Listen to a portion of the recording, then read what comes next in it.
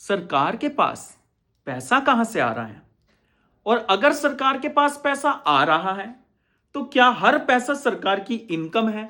तो आइए इस लेक्चर में very very very important concept हम क्लियर अप करने वाले हैं। कैपिटल रिसिप्ट क्या होता है?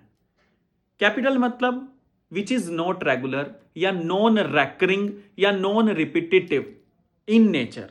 रिसिप्ट मतलब अमाउंट रिसीव होना। तो इतनी बात तो क्लियर हो गया कि कैपिटल रिसिप्ट एक तरीके का अमाउंट रिसीव होना है जो सरकार को मिल रहा है, लेकिन ये रेगुलर बेस पर नहीं मिलेगा। दूसरी बात, कैपिटल रिसिप्ट्स के लिए दो टर्म्स या कंडीशन कह लो होनी जरूरी है।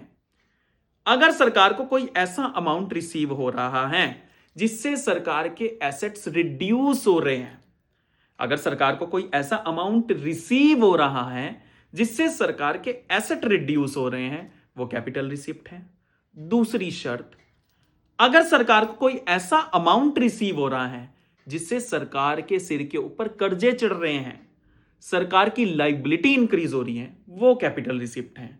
इतनी बात क्लियर होगी। अब मैं आपको बताऊंगा कि कैपिटल रिसिप्ट इनकम क्यों नहीं होती। वो ये कह रहा भाई, इनकम उसको बोलोगे जो आपको रेगुलर मिल रही हो और जिसको हमें फ्यूचर में पे बैक ना करना पड़े, वापिस ना करना पड़े, वो इनकम होती है। और कैपिटल रिसिप्ट तो अभी आपने सुन ही लिया, ये तो भाई साहब आपको वापिस करनी पड़ेगी, ये तो आपके ऊपर लाइबिलिटी इंक्रीज कर रही है हमारी गवर्नमेंट के ऊपर।